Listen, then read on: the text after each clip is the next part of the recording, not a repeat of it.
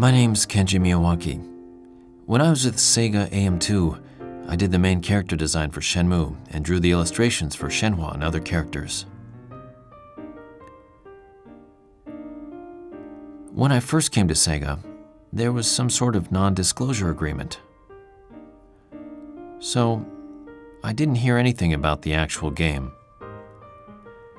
At that time, I was working at a bookstore specializing in manga, dreaming of becoming a comic artist, when an acquaintance asked if I wanted to try drawing some art for a video game. I didn't know anything about the game then and asked him to tell me more, but all he said was, "Yeah, all I can tell you is it sounds like the game is Chinese themed." So when I actually got there, I was thrown into this place that was like the pre-game production scenario meeting, with all the Sega directors and other team leaders gathered around. And I was there because they wanted someone to put some impromptu concept designs on paper for the scenarios that they were laying out. At first I thought, yeah, this job will last about a month or two.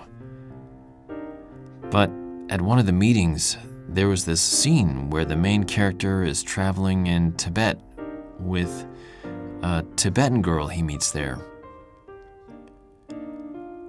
I was asked to draw the scene, so I did it up right there.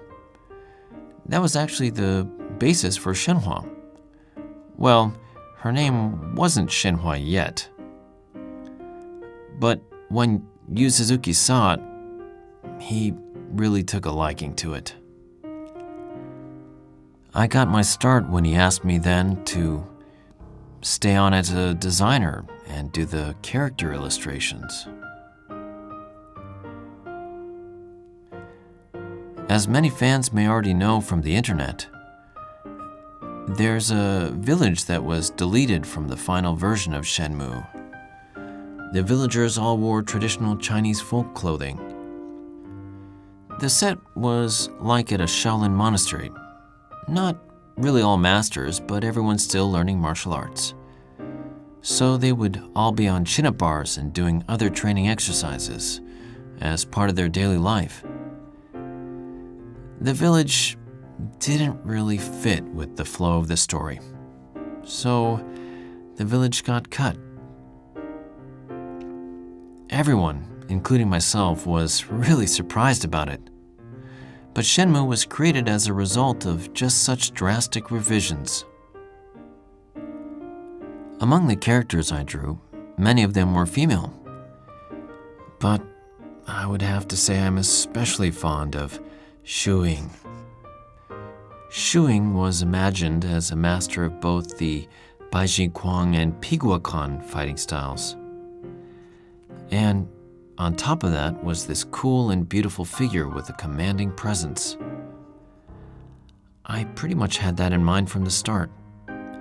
By giving her almond-shaped eyes, she came out to be very proper-looking. I had this clear picture in my mind of her dancing away at her forms on a moonlit night. So I made her outfit bright blue like it was reflecting the moonlight. And like that, she was from the early stages on one of the first fully formed characters.